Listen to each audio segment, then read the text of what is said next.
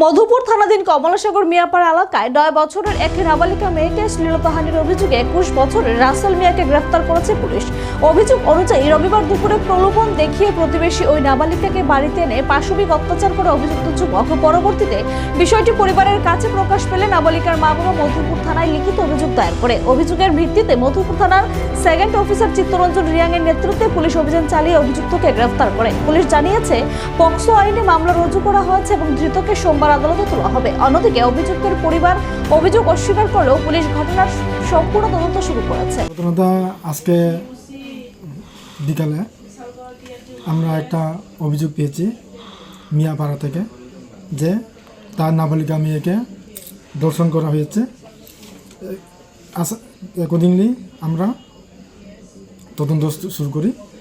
তারপরে আমরা আসামিকে রাসেল মিয়া, বয়স 21, বাবার নাম শ্রী ঋদ্ধি মিয়া, মিয়াপাড়া, তাকে আমরা অ্যারেস্ট করে থানাতে নিয়ে আসি।